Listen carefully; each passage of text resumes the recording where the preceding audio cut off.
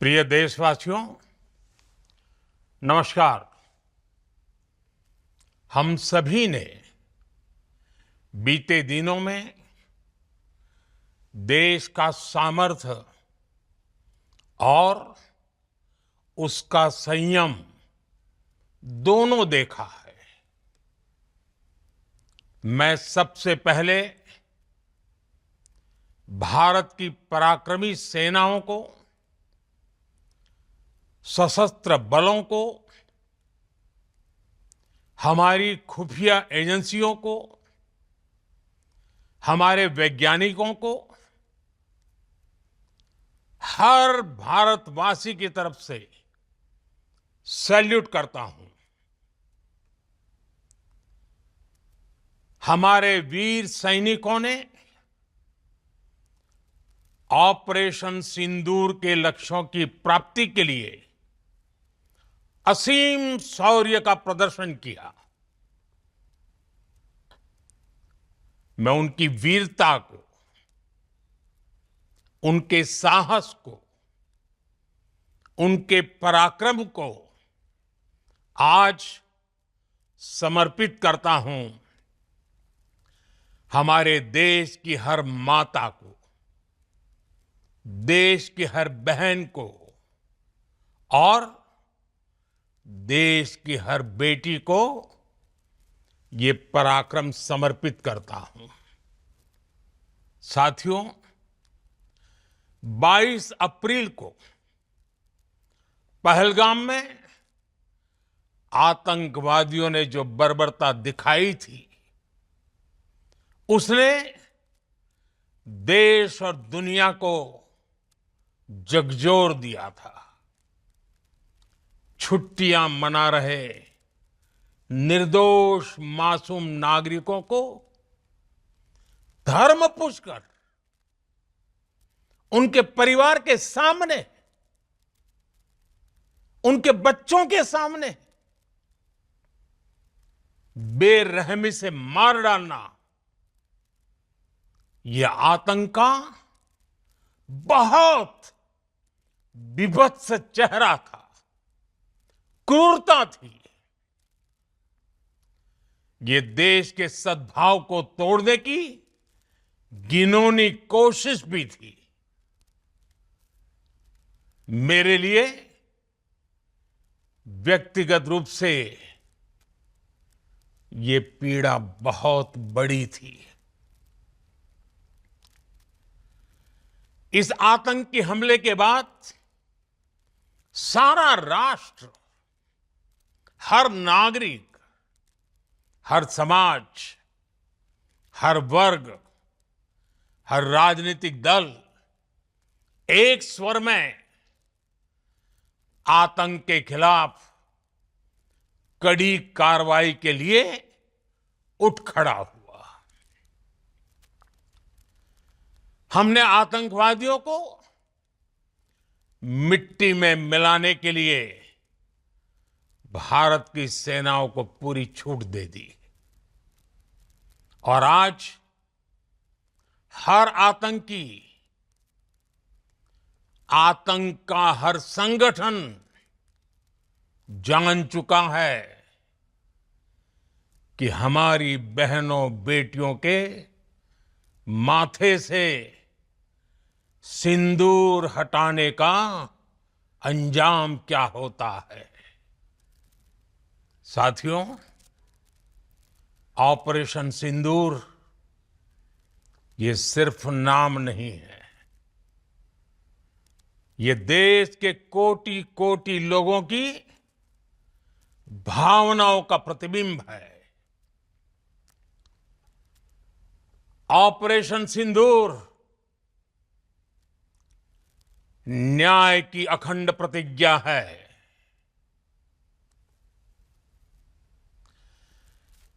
6 मई की देर रात, 7 मई की सुबह पूरी दुनिया ने इस प्रतिज्ञा को परिणाम में बदलते देखा है। भारत की सेनाओं ने पाकिस्तान में आतंक के ठिकानों पर, उनके ट्रेनिंग सेंटर्स पर सटीक प्रहार किया। आतंकियों ने सपने में भी नहीं सोचा था कि भारत इतना बड़ा फैसला ले सकता है। लेकिन जब देश एकजुट होता है, नेशन फर्स्ट की भावना से भरा होता है, राष्ट्र सर्वोपरि होता है, तो फौलादी फैसले लिए जाते हैं, परिणाम लाकर दिखाए जाते हैं। जब पाकिस्तान में आतंक के अड्डों पर भारत की मिसाइलों ने हमला बोला, भारत के ड्रोन्स ने हमला बोला, तो आतंकी संगठनों की इमारतें नहीं, बल्कि उनका हौसला भी थर्रा गया। बहावलपुर और मुरिद के जैसे आतंकी ठिकाने एक प्रकार से ग्लोबल टेररिज्म की यूनिवर्सिटीज रही है। दुनिया में कहीं पर भी जो बड़े आतंकी हमले हुए हैं, चाहे 9/11 हो, चाहे लंदन ट्यूब बॉम्बिंग हो, या भारत में दशकों से जो बड़े बड़े आतंकी हमले हुए हैं, उन सब के तार कहीं ना कहीं आतंक के इन्हीं ठिकानों से जुड़ते रहे हैं। आतंकियों ने हमारी बहनों का सिंदूर उजाड़ा था, इसलिए भारत ने आतंक के ये हेडक्वार्टर्स उजाड़ दिए। भारत के इन हमलों में 100 से अधिक खूंखार आतंकवादियों को मौत के घाट उतारा गया है। आतंक के बहुत सारे आका बीते 2.5-3 दशकों से खुलेआम पाकिस्तान में घूम रहे थे, जो भारत के खिलाफ साजिशें करते थे। उन्हें भारत ने एक झटके में खत्म कर दिया। साथियों, भारत की इस कार्रवाई से पाकिस्तान घोर निराशा में गिर गया था, हताशा में गिर गया था, बौखला गया था। और इसी बौखलाहट में उसने एक और दुस्साहस किया। आतंक पर भारत की कार्रवाई का साथ देने के बजाय पाकिस्तान ने भारत पर ही हमला करना शुरू कर दिया। पाकिस्तान ने हमारे स्कूलों, कॉलेजों को, गुरुद्वारों को, मंदिरों को, सामान्य नागरिकों के घरों को निशाना बनाया। पाकिस्तान ने हमारे सैन्य ठिकानों को निशाना बनाया। लेकिन इसमें भी पाकिस्तान खुद बेनकाब हो गया। दुनिया ने देखा कि कैसे पाकिस्तान के ड्रोन्स, पाकिस्तान की मिसाइलें भारत के सामने तिनके की तरह बिखर गई। भारत के सशक्त एयर डिफेंस सिस्टम ने उन्हें आसमान में ही नष्ट कर दिया। पाकिस्तान की तैयारी सीमा पर वार की थी, लेकिन भारत ने पाकिस्तान के सीने पर वार कर दिया। भारत के ड्रोन्स, भारत की मिसाइलों ने सटीकता के साथ हमला किया। पाकिस्तानी वायुसेना के उन एयरबेस को नुकसान पहुंचाया, जिस पर पाकिस्तान को बहुत घमंड था। भारत ने पहले 3 दिनों में ही पाकिस्तान को इतना तबाह कर दिया जिसका उसे अंदाजा भी नहीं था। इसलिए भारत की आक्रामक कार्रवाई के बाद पाकिस्तान बचने के रास्ते खोजने लगा। पाकिस्तान दुनिया भर में तनाव कम करने के लिए गुहार लगा रहा था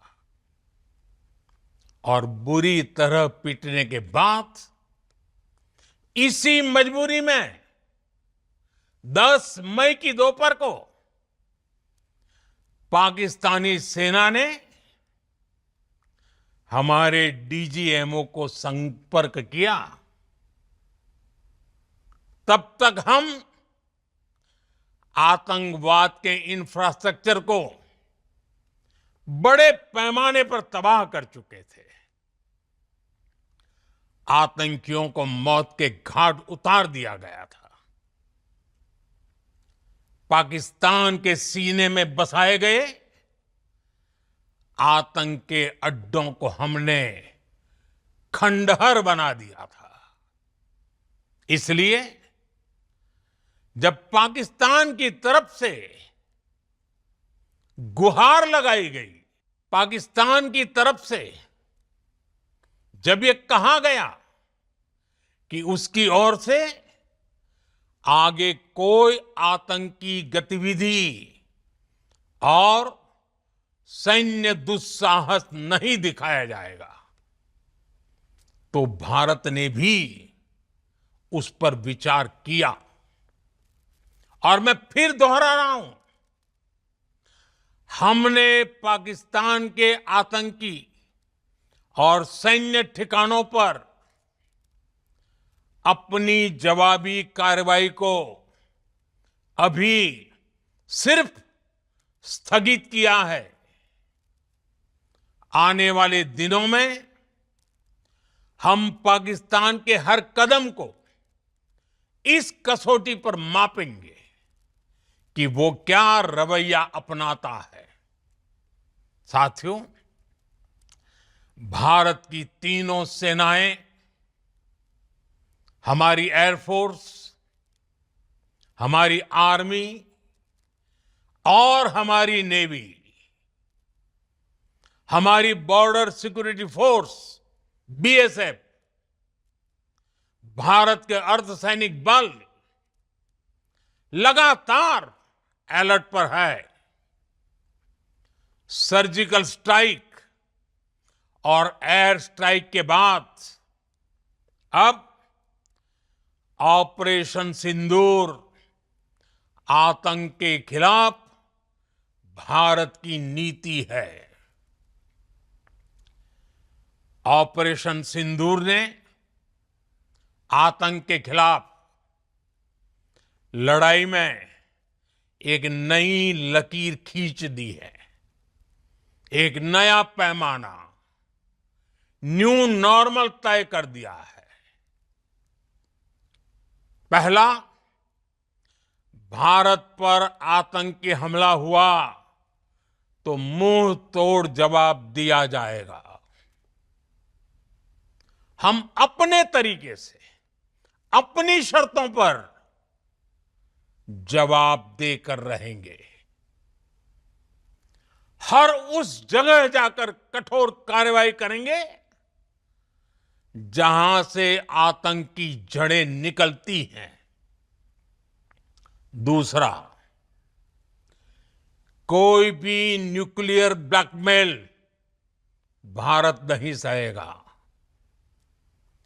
न्यूक्लियर ब्लैकमेल की आड़ में पनप रहे आतंकी ठिकानों पर भारत सटीक और निर्णायक प्रहार करेगा। तीसरा, हम आतंक की सरपरस्त सरकार और आतंक के आकाओं को अलग अलग नहीं देखेंगे। ऑपरेशन सिंदूर के दौरान दुनिया ने पाकिस्तान का वो घिनौना सच फिर देखा है, जब मारे गए आतंकियों को विदाई देने पाकिस्तानी सेना के बड़े बड़े अफसर उमड़ पड़े। स्टेट स्पॉन्सर्ड टेररिज्म का ये बहुत बड़ा सबूत है। हम भारत और अपने नागरिकों को किसी भी खतरे से बचाने के लिए लगातार निर्णायक कदम उठाते रहेंगे। साथियों, युद्ध के मैदान पर हमने हर बार पाकिस्तान को धूल चटाई है और इस बार ऑपरेशन सिंदूर ने नया आयाम जोड़ा है। हमने रेगिस्तानों और पहाड़ों में अपनी क्षमता का शानदार प्रदर्शन किया और साथ ही न्यू एज वॉरफेयर में भी अपनी श्रेष्ठता सिद्ध की। इस ऑपरेशन के दौरान हमारे मेड इन इंडिया हथियारों की प्रामाणिकता सिद्ध हुई। आज दुनिया देख रही है 21वीं सदी के वॉरफेयर में made in India defence equipments, इसका समय आ चुका है। साथियों, हर प्रकार के आतंकवाद के खिलाफ हम सभी का एकजुट रहना, हमारी एकता हमारी सबसे बड़ी शक्ति है। निश्चित तौर पर ये युग युद्ध का नहीं है, लेकिन ये युग आतंकवाद का भी नहीं है। टेररिज्म के खिलाफ जीरो टॉलरेंस, ये एक बेहतर दुनिया की गारंटी है। साथियों, पाकिस्तानी फौज, पाकिस्तान की सरकार जिस तरह आतंकवाद को खाद पानी दे रहे हैं, वो एक दिन पाकिस्तान को ही समाप्त कर देगा। पाकिस्तान को अगर बचना है तो उसे अपने टेरर इंफ्रास्ट्रक्चर का सफाया करना ही होगा। इसके अलावा शांति का कोई रास्ता नहीं है।